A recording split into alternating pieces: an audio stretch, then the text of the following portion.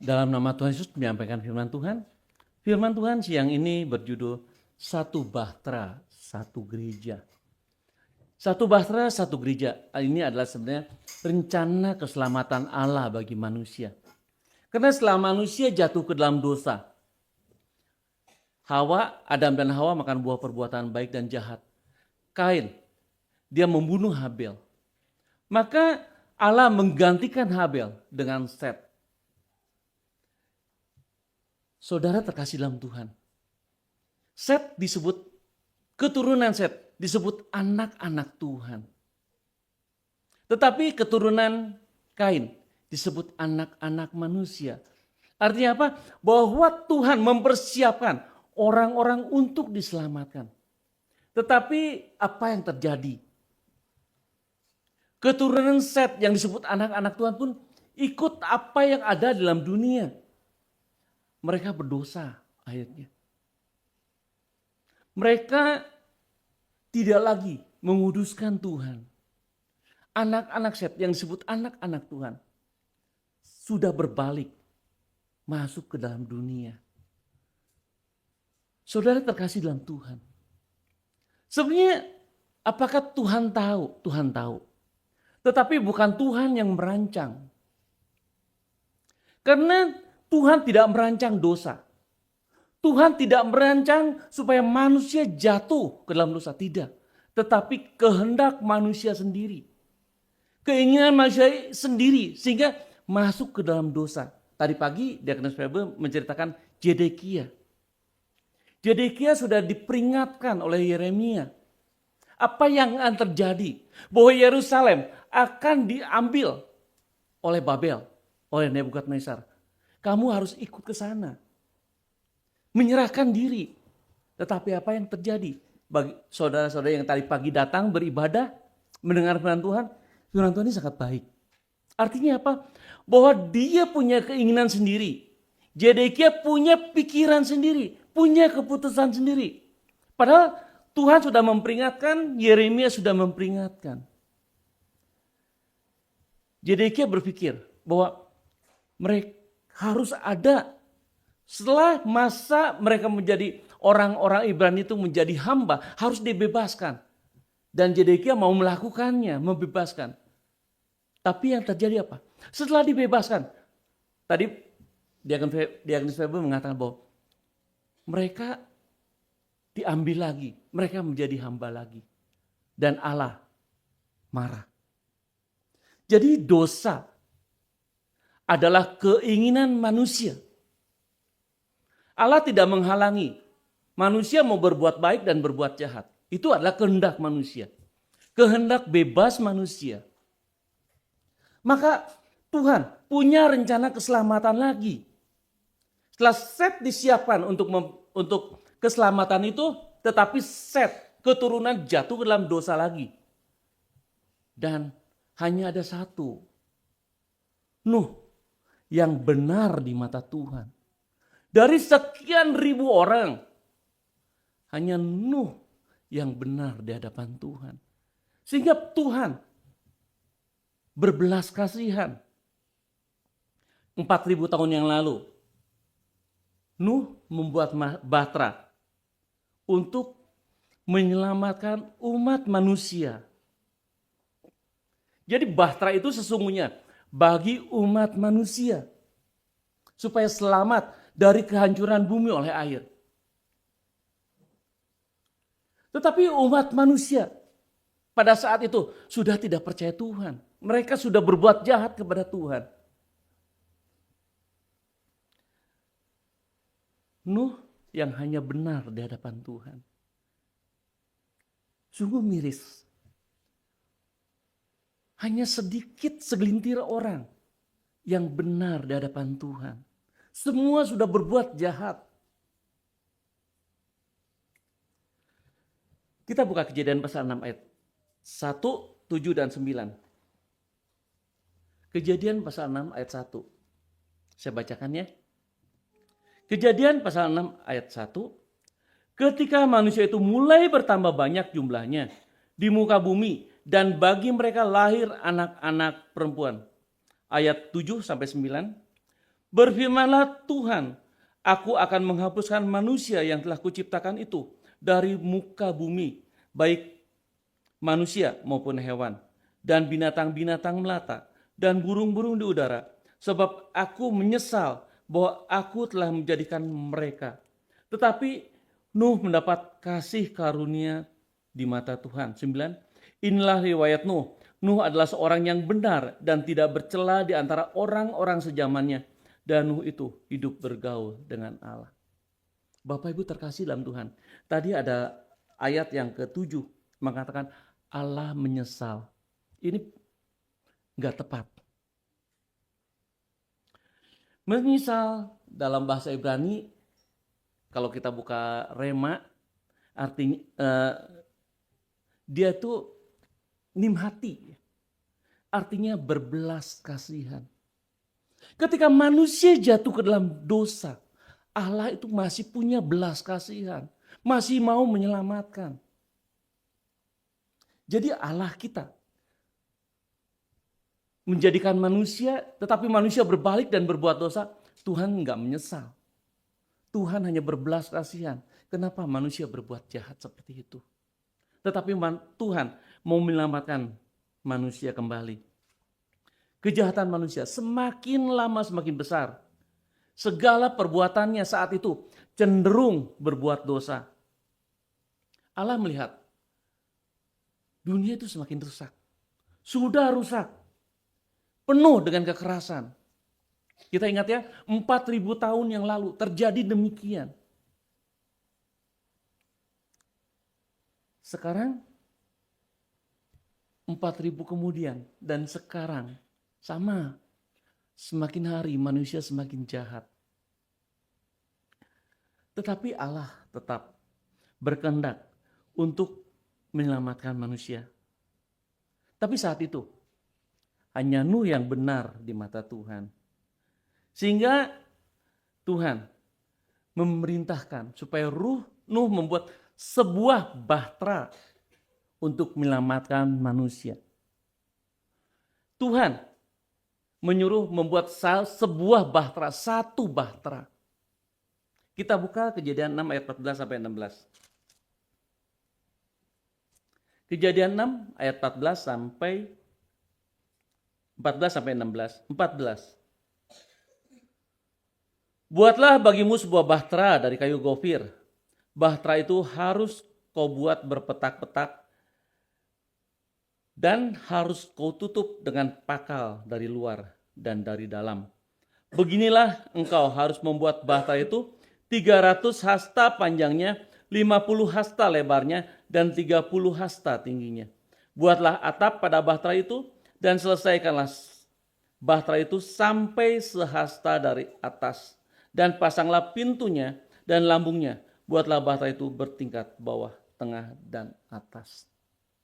Bapak Ibu terkasih dalam Tuhan. Kita garis bawahi ya. Ayat 14. Buatlah bagimu sebuah bahtera. Hanya satu bahtera. Dan Tuhan memerintahkan supaya ukurannya 300 hasta panjangnya, 50 hasta lebarnya, 30 hasta tingginya, dan dibuat berpetak-petak. Artinya apa?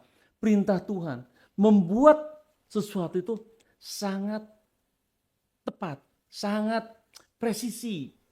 Dan yang dilakukan Tuhan, yang diperintahkan Tuhan kepada Nuh membuatnya dengan tepat. Nuh melakukannya dengan tepat. Dan Nuh mempersiapkan di dalam bahtera, mempersiapkan makanannya. Kita kembali buka ayat 21 dan 22. Kejadian 6 ayat 21 dan 21. Dan engkau bawalah bagimu segala apa yang dapat dimakan. Kumpulkanlah itu padamu untuk menjadi makanan bagimu dan bagi mereka. Lalu Nuh melakukan semuanya itu tepat seperti yang diperintahkan Allah kepadanya. Demikianlah dilakukannya. Bapak Ibu terkasih dalam Tuhan. Tuhan tidak menyuruh Nuh masuk bahtera dan tidak mempersiapkan apa-apa. Tetapi Allah juga mempersiapkan makanan yang akan dimakan oleh Nuh dan oleh hewan-hewan.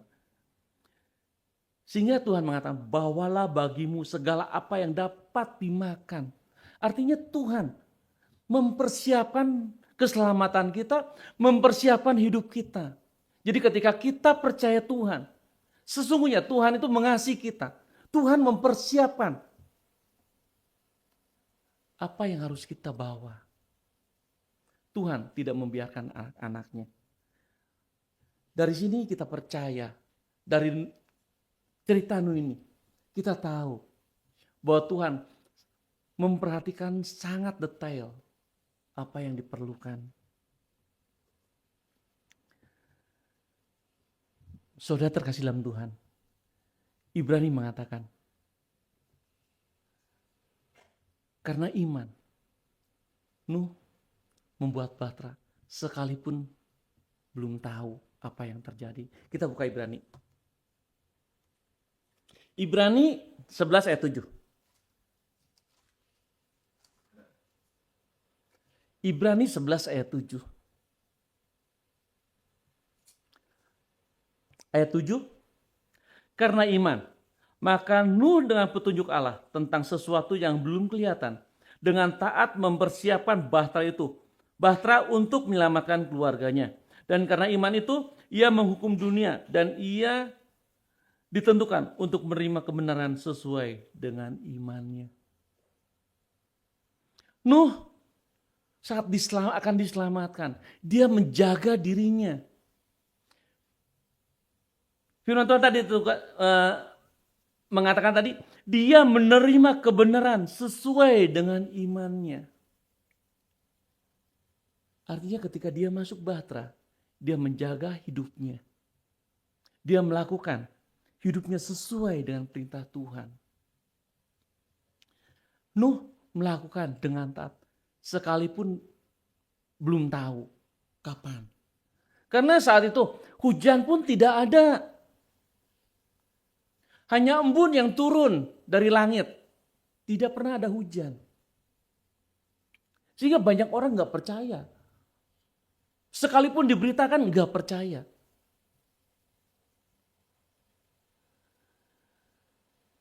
Keluarga Nuh kemudian masuk ke dalam bahtera. Hanya keluarga Nuh yang percaya, yang mau masuk.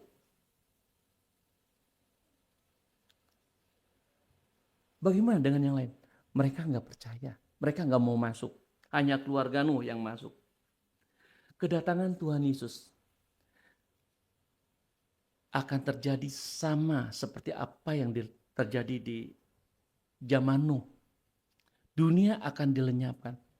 Ketika air bah datang, dunia semua lenyap. Gunung-gunung yang paling tinggi semua tertutup air. Tidak ada lagi kehidupan.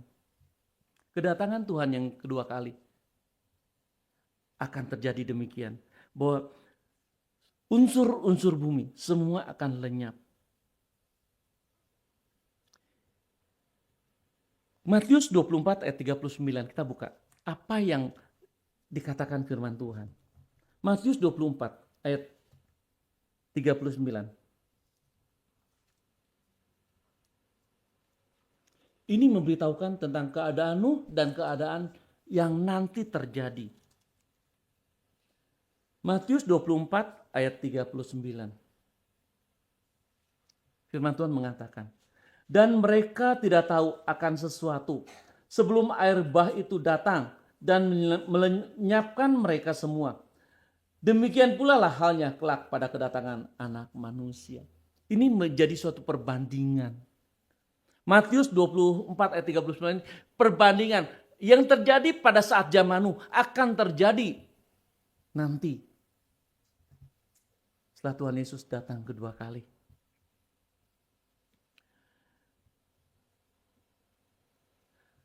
Saudara terkasih dalam Tuhan, mengapa terjadi?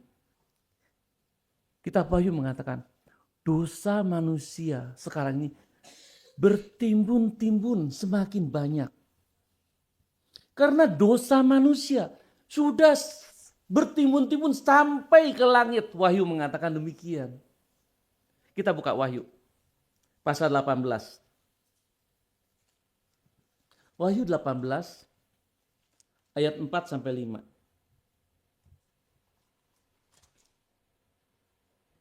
Wahyu 18 ayat 4 sampai 5. 4. Lalu aku mendengar suara lain dari surga berkata, "Pergilah kamu hai umatku, pergilah daripadanya, supaya kamu jangan mengambil bagian dalam dosa-dosanya, dan supaya kamu jangan turut ditimpa malapetaka-malapetakanya. Sebab dosa-dosanya telah bertimbun-timbun sampai ke langit, dan Allah telah mengingat segala kejahatannya." Saudara terkasih dalam Tuhan, di sini Allah memperingatkan kepada kita. Pergilah kamu. Artinya kita harus memisahkan diri. Sama seperti bangsa Israel ketika ada di padang gurun, dia memisahkan diri untuk apa? Dikhususkan untuk Allah. Ketika kita menjadi umat Tuhan, kita juga sama, kita dikhususkan untuk Allah. Maka firman Tuhan tadi mengatakan, "Pergilah kamu hai umatku, pergilah daripadanya." Pergi, supaya apa? Supaya kamu jangan mengambil bagian dalam dosa-dosa dunia. Dunia semakin hari semakin jahat. Dunia semakin hari semakin mementingkan dirinya sendiri. Maka anak Tuhan, tidak boleh demikian. Anak Tuhan, orang yang percaya Tuhan harus saling mengasihi, saling memperhatikan. Itu perintah Tuhan. Dosa manusia di dalam dunia ini bertimbun-timbun. Sampai kemana? Sampai ke langit. Artinya Allah tahu bahwa manusia semakin jahat. Petrus mengatakan, dulu dunia dihancurkan, bumi dihancurkan, dimusnahkan oleh air. Nanti bumi akan dimusnahkan oleh api, oleh nyala api. Kita buka 2 Petrus. 2 Petrus pasal 3.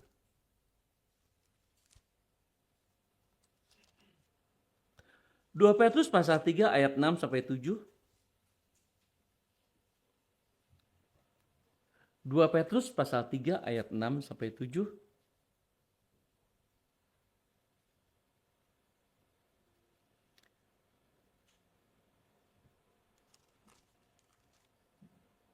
Ayat 6. Dan bahwa oleh air itu bumi yang dahulu telah binasa dimusnahkan oleh air bah. Tetapi oleh firman itu juga langit dan bumi yang sekarang terpelihara dari api dan disimpan untuk hari penghakiman dan kebinasaan orang-orang fasik. Dulu air itu ada di langit. Dunia semua dikelilingi, ditutupi oleh air. Dan pada saat air bah, semua tingkap-tingkap langit dibuka. Air yang ada di langit, semua tumpah ke bumi. Dan ayat 7 dikatakan, sekarang bumi terpelihara oleh api. Kita buka ayat 9 sampai 10. 10 sampai 11 deh. 10 aja.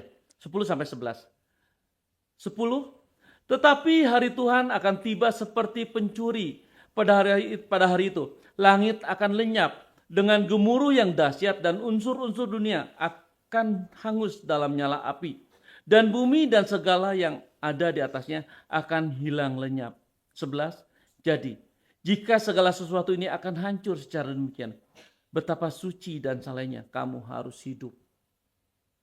Artinya apa? Artinya kita hidup harus seperti Nuh. Benar di hadapan Tuhan. Hidup sejalan dengan Tuhan. Saudara terkasih dalam Tuhan. Tuhan berbelas kasihan kepada manusia. Sekalipun manusia itu sudah berdosa. Tuhan punya satu rencana keselamatan bagi manusia. Apa rencana keselamatan bagi manusia sekarang ini. Kalau dulu rencana keselamatan Allah pada saat zaman Nuh harus membuat bahtera. Yang kedua, rencana keselamatan sekarang ini adalah satu gereja, satu kemah Tuhan, satu gereja benar. Karena firman Tuhan mengatakan, akan banyak anggota tetapi hanya satu tubuh. Kristus hanya satu tubuh, anggotanya banyak. 1 Korintus pasal 12 ayat 20. Banyak anggotanya tetapi hanya satu tubuh.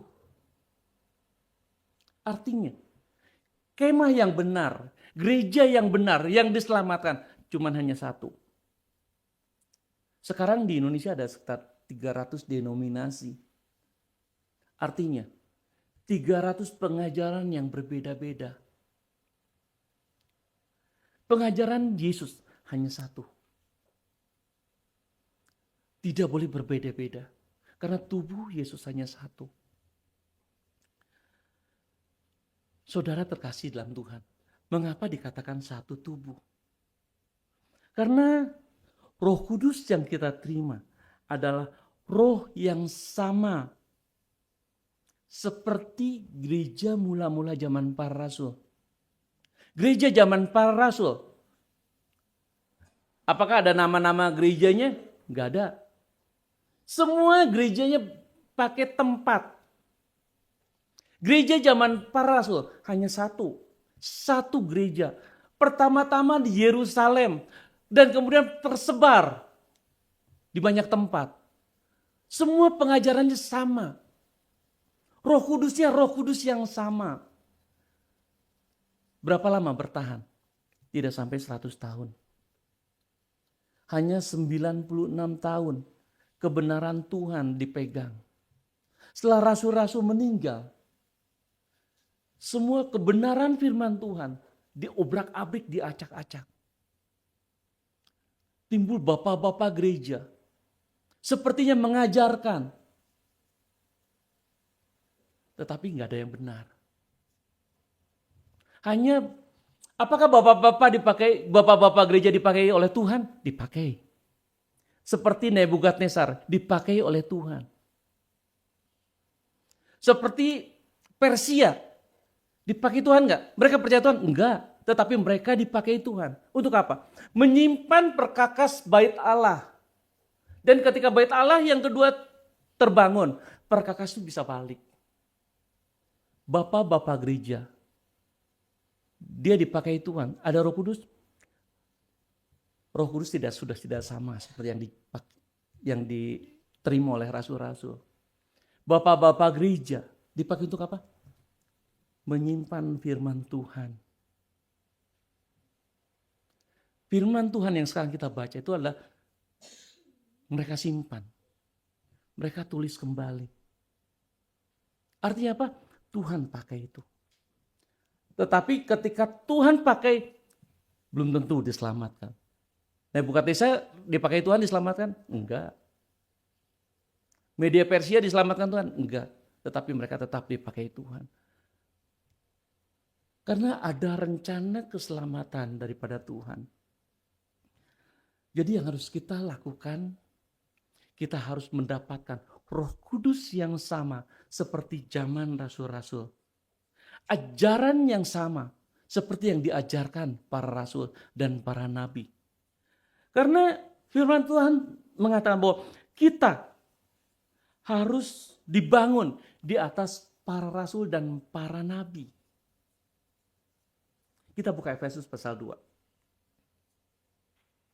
Efesus pasal 2 ayat 19 sampai 20.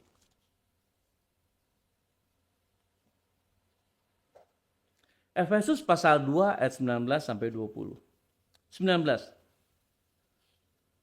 Demikian kamu bukan lagi orang asing dan pendatang, melainkan kawan sewarga dari orang-orang kudus dan anggota-anggota keluarga Allah. 20. Yang dibangun di atas dasar para rasul dan para nabi dengan Kristus Yesus sebagai batu penjuru. Di sini Paulus mengingatkan jemaat di Efesus bahwa gereja harus dibangun di atas para rasul dan para nabi. Dibangun di atas para rasul adalah meneruskan ajaran Tuhan Yesus. Para rasul, mereka meneruskan ajaran Tuhan Yesus. Jadi ketika dibangun di atas para rasul, kita dibangun dalam ajaran yang benar yang dibawa oleh Tuhan Yesus. Dan kita dibangun di atas para nabi. Para nabi mendapatkan wahyu, mendapatkan pengajaran yang bersumber daripada Allah. Tadi Diakonis Febe waktu pagi khotbah tadi itu mengajarkan ajaran Nabi Yeremia. Jadi yang harus kita bangun pun sama. Yaitu kita harus dibangun atas pengajaran yang bersumber daripada Allah. Dan wahyu nubuatan Allah. Baru kita diselamatkan. Saudara terkasih dalam Tuhan. Bagaimana bisa melakukan itu? Kita harus ada di dalam kemah. Di dalam gereja benar. Yang didirikan oleh Tuhan Yesus. Bukan oleh manusia. Firman Tuhan mengatakan.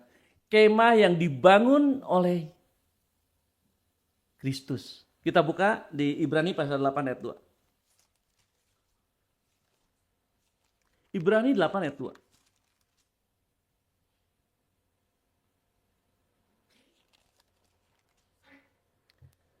Firman Tuhan mengatakan, dan yang melayani ibadah di tempat kudus, yaitu di dalam kemah sejati yang didirikan oleh Tuhan dan bukan oleh manusia. Kemah sejati, kemah yang benar didirikan oleh Tuhan Yesus.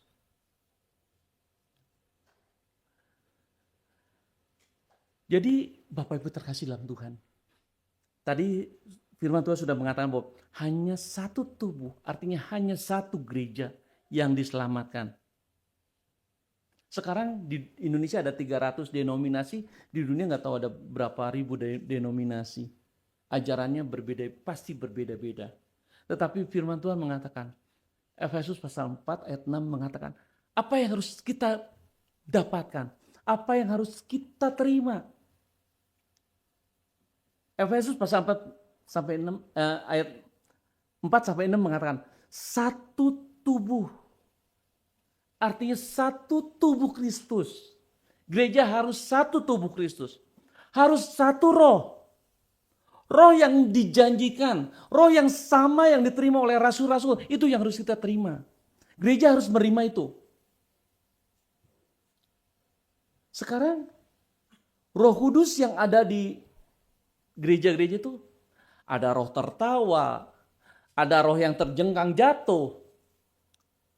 Banyak sekali. Artinya apa? Pasti berbeda. Karena dalam gereja harus cuma ada satu roh. Satu roh, satu yang diterima, yang dijanjikan Tuhan. Saat Yesus sudah naik ke surga, Yesus menjanjikan, jangan tinggalkan Yerusalem. Karena kamu akan menerima Roh Kudus. Roh yang dijanjikan. Kita sekarang pun sama. Ketika saudara sudah mendapatkan Roh Kudus. Roh Kudus yang kita terima, Roh Kudus yang sama seperti pada saat zaman Rasul. Dikatakan satu pengharapan. Hampir semua gereja mengatakan, kita percaya punya pengharapan kepada Kristus. Ya, sama, tetapi sayang. Pengajarannya, Yesusnya mau diterima, pengajarannya susah ya. Banyak aturan ya. Tetapi sekalipun susah, sekalipun sulit, kita punya pengharapan yang sama. Pengharapan yang dari Kristus. Satu Tuhan. Hanya satu Tuhan. Jadi kalau kita belajar keberadaan Allah, ada Bapa, ada Anak, ada Roh Kudus, itu keberadaan. Bahwa Allah mau menyatakan dirinya bahwa Dia ada. Bapa, Anak, dan Roh itu hanya ada di ruang waktu ruang dan waktu. Di luar sana nggak ada. Karena hakikat Allah. Allah itu roh. Allah itu esa. Jadi kita jangan diperdaya. Kita jangan mau diperdaya. Hanya ada satu Tuhan. Hanya ada satu iman. Mereka mengatakan, iman saya kepada Yesus sama seperti kita. Iman saya kepada Yesus. Tetapi iman hal itu harus dilakukan, harus diperbuat. Tadi di Kristus mengatakan, apa yang disampaikan oleh Zedekia, oleh kita harus melakukan. Iman itu tidak boleh kita hanya percaya saja cukup. Enggak cukup, harus dilakukan. Satu baptisan. Hanya ada satu baptisan.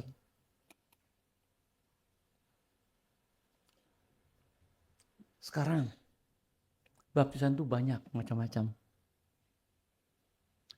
Ada yang pakai Alkitab. Asal dia Alkitab, kalau nggak Alkitab itu sudah dibaptis. Ada gereja Balai Keselamatan, dia memakai bendera. Jika dia sudah masuk ke kolong bendera, sudah dibaptis. Ada yang dipercik. Ada banyak macam-macam. Ada pakai bak. Sekarang ada pakai kontainer. Kontainer isi air langsung baptis. Hanya ada satu baptisan. Firman Tuhan mengatakan, kita dibaptis harus di air yang hidup. Air yang hidup adalah ada mata airnya. Sungai, laut, oase. Itu ada mata airnya. Hanya di situ. Enggak boleh di tempat lain. Itu sudah berbeda. Belum caranya. Gereja pada umumnya mereka dibaptis dengan telentang. Padahal firman Tuhan mengatakan, ketika kita dibaptis, kita harus ikut cara kematian Tuhan. Kalau kita buka Yohanes, bagaimana cara kematian Tuhan? Tuhan disalibkan dan kemudian dia menundukkan kepalanya dan menyerahkan nyawanya. Itu kematian Tuhan. Cuman hanya satu. Kematian Tuhan yaitu dia menundukkan kepalanya dan menyerahkan nyawanya. Orang mengatakan bahwa dibaptis telentang kan dikubur. Mati Tuhannya kan telentang. Dan firman Tuhan mengatakan, ketika kita dibaptis, kita masuk dikuburkan. Dikuburkan harus masuk ke dalam tanah. Dibaptis, dikuburkan, harus masuk ke dalam air. Tidak ada orang yang mati, dikuburkan itu dilempari sama sedikit segenggam tanah, dilempar itu udah dikubur. Nggak bisa, harus masuk ke dalam air. Sudah berbeda-beda. Tapi firman Tuhan mengatakan, hanya satu baptisan. Yesus mengatakan, satu baptisan dan satu Allah. Allah yang esa. Gereja Sejati dulu didirikan, berdiri tahun 1917. Tapi kalau orang bertanya, siapa yang mendirikan Gereja Sejati? Bukan Barnabas Chang, bukan Paulus Uy, bukan Sang Lisen, bukan. Yang mendirikan Gereja Sejati adalah Yesus, Tuhan. Kenapa? Karena dalam perjalanan hidupnya, sekalipun banyak mujizat yang dialami oleh mereka, akhirnya mereka meninggalkan Tuhan Yesus. Mereka meninggalkan kebenaran Tuhan. Tetapi Gereja Sejati tetap diri. Itu keanehan, keajaiban Tuhan. Waktu itu ada di daratan China. Semula jemaat dan pekerjanya cuma hanya sedikit. Sangat sulit untuk mengajak orang masuk. Pada saat itu Barnabas Chang, Chang Lisen, Paulus Uy, mereka punya kebenaran yang sejati. Tetapi ya dalam perjalanan dia menjadi membanggakan dirinya, menjadi sombong dan jatuh. Tidak berpendidikan tinggi. Mereka tidak berpendidikan tinggi. Mereka tidak kaya. Tetapi mereka hanya punya satu tuntutan. Mengabarkan kebenaran firman Tuhan. Mengabarkan apa yang dia alami. Apa yang mereka alami. Pada saat gereja mula-mula, gereja sejati didirikan, banyak mujizat yang luar biasa. Banyak sekali. Kalau kita buka sejarah gereja Yesus Sejati, banyak sekali mujizat-mujizat yang terjadi bagi mereka, bagi jemaat-jemaat itu. Tetapi tetap masih banyak orang yang tidak peduli. Orang yang menyalahkan ajaran kebenaran. Tak apa mereka putus asa? Tidak. Mereka tidak putus asa. Mereka terus berjuang. Sampai akhirnya bertambah. Tetapi ketika gereja bertambah, jemaat bertambah banyak, pekerjanya harus berhati-hati. Bisa jatuh. Bisa merasa membanggakan diri dan bisa sombong dan jatuh. Mereka mengalaminya itu. Dan akhirnya gereja terus berkembang, bersyukur kepada Tuhan. Sekarang gereja sejati ada di 5 benua. Asia, Afrika, Australia, Eropa, Amerika. Hampir di seluruh dunia sudah ada gereja sejati. Artinya apa? Gereja yang diberkati Tuhan. Ajaran sama. Ajaran sama. Tidak ada yang berbeda. Apa yang mereka lakukan sama seperti sekarang yang kita lakukan. Berbahasa roh. Berdoa dengan berbahasa roh. Ajaran-ajarannya sesuai dengan apa yang sekarang kita terima. Ini apa artinya? Bahwa Tuhan ada merencanakan keselamatan bagi gereja. Saudara sekali dalam Tuhan, apa perintah Tuhan dan yang Tuhan Yesus teladini bagi kita supaya kita beroleh keselamatan? Kasih. Tuhan Yesus sudah melakukan kasih. Dia rela mati di atas kayu salib untuk menyelamatkan kita. Memberikan dirinya disalibkan.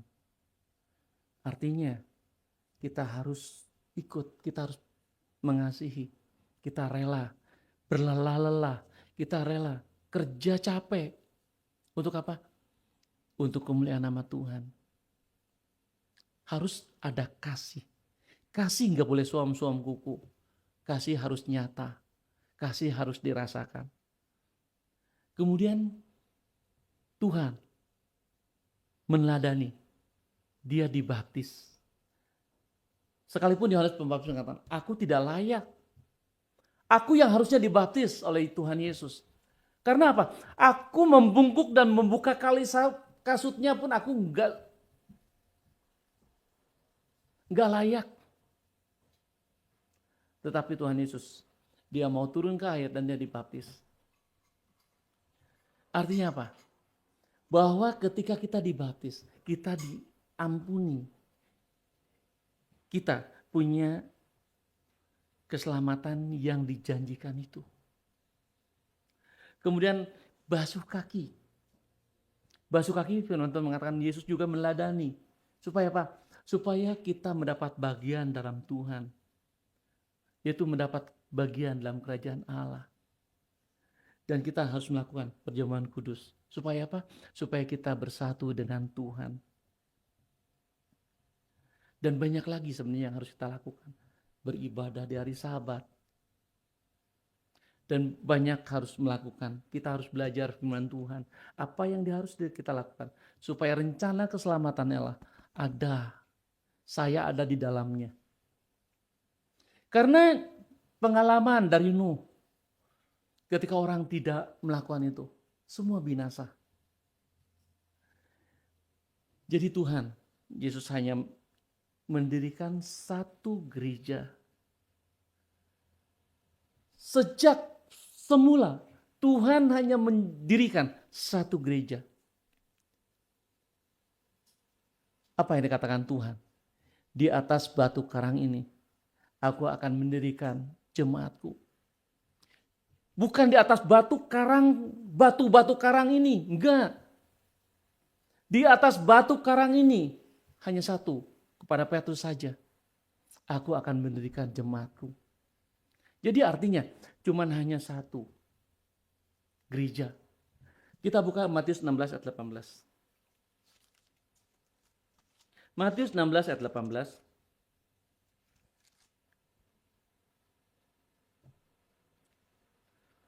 Ayat 18. Dan aku pun berkata kepadamu, engkau adalah Petrus, dan di atas batu karang ini aku akan mendirikan jemaatku, dan alam maut tidak akan menguasainya. Dari ayat ini kita tahu bahwa Tuhan Yesus mendirikan hanya satu jemaat. Jemaat artinya gereja. Hanya satu gereja. Hanya satu gereja. Tuhan Yesus tadi di Ibrani mengatakan bahwa Dia yang mendirikan gereja. Bukan banyak gereja, hanya satu gereja.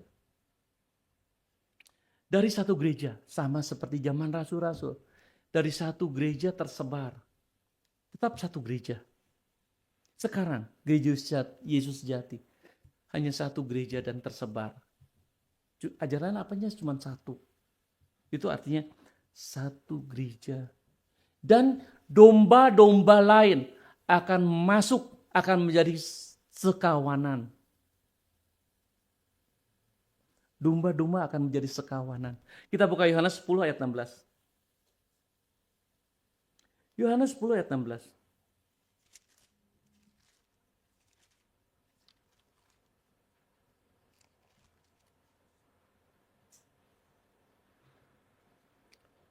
Ayat 16, ada lagi padaku domba-domba lain yang bukan dari kandang ini. Domba-domba itu harus kau tuntun juga, dan mereka akan mendengarkan suaraku, dan mereka akan menjadi satu kawanan dengan satu gembala. Domba-domba akan dituntun Tuhan menjadi satu kawanan, akan mendengarkan suara Tuhan. Setelah Tuhan Yesus naik ke surga, Roh Kudus yang dijanjikan turun. Baru gereja berdiri. Gereja mula-mula berdiri. Gereja rasul-rasul berdiri. Setelah Roh Kudus diturunkan. Dan sebelum kita anggap 100 tahun. Tahun yang ke-100. Roh Kudus sudah tidak diturunkan. Artinya apa? Tidak ada lagi gereja. Karena gereja itu harus disertai Roh Kudus. Dan 1917 Roh Kudus hujan akhir kembali diturunkan. Dan itulah tandanya berdirinya gereja. Mula-mula, gereja mula-mula, ketika murid-murid tersebar, mereka membawa domba-domba di luar kandang. Yang harusnya apa? Domba-domba itu adalah orang-orang Yahudi. Tetapi ketika mereka keluar, ada domba-domba yang mendengar suara Tuhan, yang mau ikut kepada Tuhan dan masuk menjadi satu kawanan. Di dalam kandang domba, artinya apa? Di dalam rumah Tuhan. Saat orang-orang sekarang ini tersebar, gereja harus terdiri dari bangsa-bangsa. Tidak boleh dari satu bangsa, harus dari semua bangsa. Karena orang-orang percaya dan bangsa lain akan menjadi satu. Menjadi satu kawanan. Mendapatkan pengharapan dan janji Tuhan. Ya. Firman Tuhan mengatakan, bukan satu bangsa, tapi bangsa-bangsa, artinya seluruh bangsa akan masuk ke dalam kepada Tuhan. Gereja benar harus terdiri dari bangsa-bangsa. Kita buka Roma 15 ayat 15. Roma 15 ayat 15.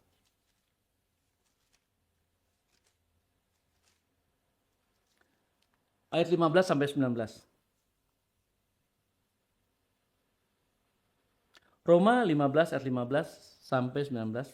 15. Namun karena kasih karunia yang telah dianugerahkan Allah kepadaku, dan aku di sana sini dengan agak berani telah menulis kepadamu untuk mengingatkan kamu, yaitu bahwa aku boleh menjadi pelayan Kristus Yesus bagi bangsa-bangsa bukan Yahudi dalam pelayanan pembenaran pemberitaan Injil Allah. supaya bangsa-bangsa bukan Yahudi dapat diterima oleh Allah sebagai persembahan yang berkenan kepadanya, yang disucikan oleh Roh Kudus. Jadi dalam Kristus aku boleh bermegah tentang pelayananku bagi Allah. Sebab aku tidak akan berani berkata-kata tentang sesuatu yang lain, kecuali tentang apa yang telah dikerjakan Kristus olehku, yaitu untuk memimpin bangsa-bangsa lain kepada ketaatan oleh perkataan dan perbuatan, oleh kuasa tanda-tanda dan mujizat-mujizat, dan oleh kuasa Roh. Demikianlah dalam perjalanan keliling dari Yerusalem sampai ke Ilirikum, aku telah memberitakan sepenuhnya Injil Kristus. Rasul Paulus, dia berkeliling supaya bangsa-bangsa mendapatkan keselamatan dan bersyukur. Gereja Yesus Sejati dipakai Tuhan menyadarkan bangsa-bangsa untuk datang kepada Tuhan. Kenapa Gereja Yesus Sejati menjadi gereja pengharapan? Karena dari situlah bangsa-bangsa akan diselamatkan. Efesus pasal 2 ayat 19 mengatakan, kamu bukan lagi orang asing dan pendatang, melainkan kawan sewarga dari orang-orang kudus dan anggota keluarga kerajaan Allah. Semua bangsa menjadi satu anggota keluarga kerajaan Allah. Tidak lagi membedakan, kamu bangsa Eropa, kamu bangsa Amerika, kamu bangsa Asia. Kita tidak sama. Tidak ada lagi itu. Karena hanya dalam Tuhan Yesus kita satu keluarga di dalam Tuhan. Satu keluarga menjadi satu tubuh dalam Tuhan. Satu, semua bangsa menjadi satu. Kandang domba Tuhan adalah gereja benar, karena ini hanya ada satu, sekalipun tersebar-sebar di berbagai tempat, tetapi memiliki jalan kebenaran yang konsisten, yang sama. Aneh, gereja kita itu aneh. Kalau kita baca sejarah sampai sekarang, saya pikir aneh tapi nyata. Kok bisa terjadi seperti itu ya? Kok apa yang dipikirkan manusia nggak sama? Manusia mana bisa sama untuk menyatukan semua. Tetapi Tuhan bisa. Gereja Yesus Sejati bisa. Kristus memberikan kunci kerajaan surga kepada apa? Bukan kepada banyak gereja, tetapi kepada hanya satu gereja. Kunci kerajaan surga diberikan kepada satu gereja. Kita buka Matius 16 ayat 19. Matius 16 ayat 19.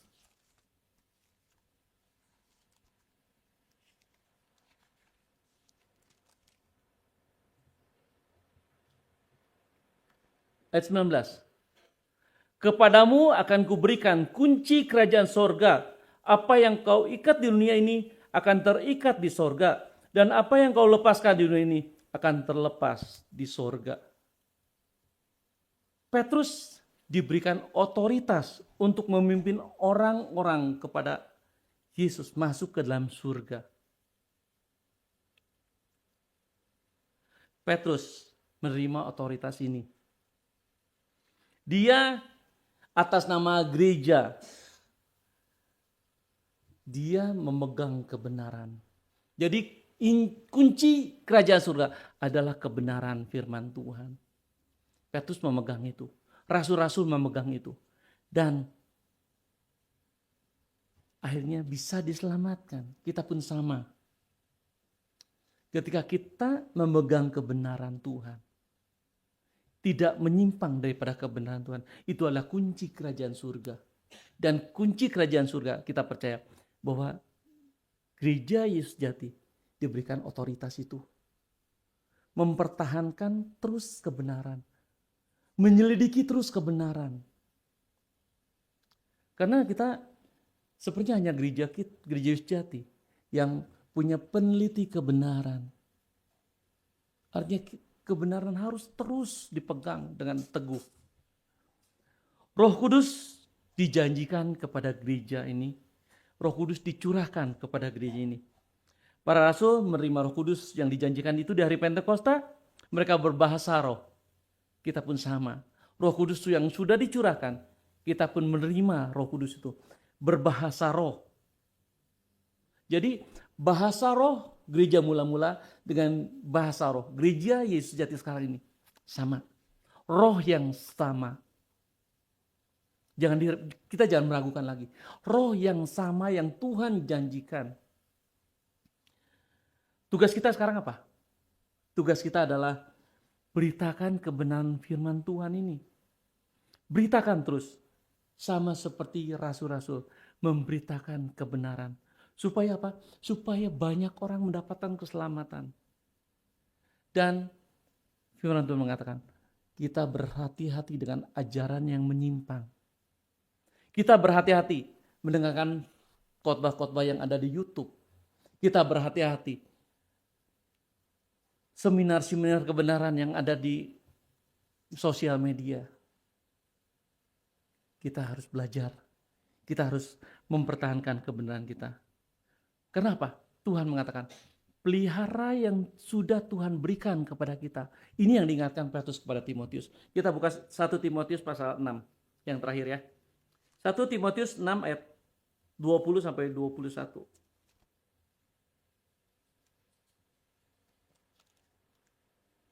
1 Timotius pasal 6 ayat 20 sampai 21. 20. Hai Timotius, peliharalah apa yang telah dipercayakan kepadamu. Hindarilah omongan yang kosong dan yang tidak suci dan pertentangan-pertentangan yang berasal dari apa yang disebut pengetahuan. Karena ada beberapa orang yang mengajarkannya dan dengan demikian telah menyimpang dari iman. Kasih karunia menyertai kamu. Berhati-hati dengan pengetahuan. Sekarang banyak orang mengandalkan pengetahuan sepertinya untuk kebenaran. Kita berhati-hati. Jangan kita menyimpang. Kita mau terus. Jangan mau diperdaya. Kenapa? Ketika kita sudah masuk, kita sudah dibaptis.